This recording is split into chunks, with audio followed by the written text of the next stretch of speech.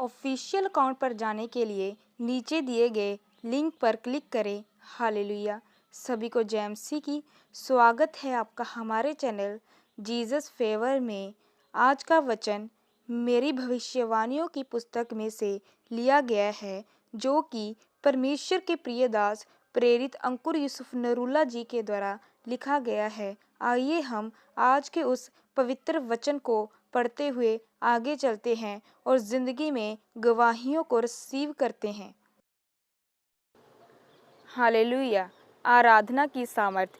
प्रेरितों के काम 16, 25 और 26 आयत में लिखा है, आधी रात के लगभग पौलुस और सिलास प्रार्थना करते हुए परमेश्वर के भजन गा रहे थे और कैदी उनकी सुन रहे थे। इतने में एकाएक बड़ा भूकंप आया, यहाँ तक कि बंदी गृह की नींव हिल गई और तुरंत सब द्वार खुल गए और सबके बंधन खुल पड़े। मेरे प्रियो, जैसा कि बाइबल में लिखा है कि पौलुस और सिलास को जब बैंती मारकर बंदी गृह में डाला गया तो उन्होंने हियाव नहीं छोड़ा और आधी रात के लगभग वह परमेश्वर के भजन गाने लगे, क्योंकि उन्हें पता था कि जिस परमेश्वर की हम आराधना कर रहे हैं वह हमें छुड़ाने की सामर्थ्य रखता है। जब वह आराधना कर रहे थे तो एक बड़ा भूकंप आया और बंदी गृह की नींव हिल गई और उसके सारे द्वार खुल गए और सबके बंधन खुल गए और परमेश्वर ने उन्हें आज़ाद किया। मेरे प्रियो, बाइबल में लिखा है कि परमेश्वर स्तुतियों में विराजमान है। आज आपको यह समझने की ज़रूरत है कि परमेश्वर आपकी ज़िंदगी में कैसे विराज सकता है, क्योंकि जहाँ परमेश्वर विराजेगा वहाँ पाप, बीमारियाँ, शत्रु की ताकत नहीं विराज सकती। लेकिन इसके लिए आपको आराधना करनी पड़ेगी।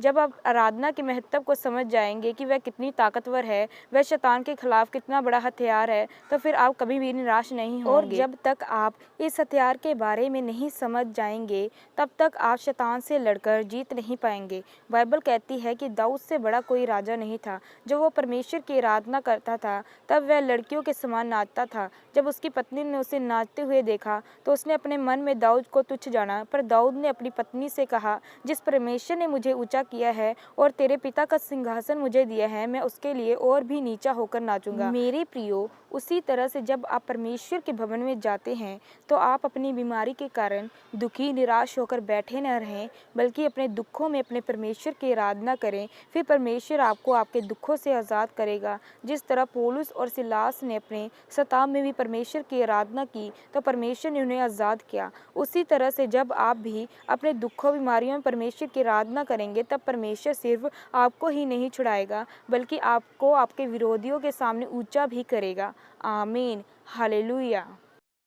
मेरे प्रियो, आइए हम सामर्थी प्रार्थना की ओर चलते हैं। सर्वशक्तिमान परमेश्वर, मैं आपका धन्यवाद करता हूँ आज के वचन के लिए। परमेश्वर, मैं अंगीकार करता हूँ कि जिस तरह पौलुस और सिलास ने अपने दुखों में भी आपकी आराधना की, मैं भी अपनी ज़िंदगी के हर हालात में आपकी आराधना करूँगा और आपके नाम को ऊंचा करूँगा। आमीन। परमेश्वर आप सभी को बहुतायत से आशीषित करें।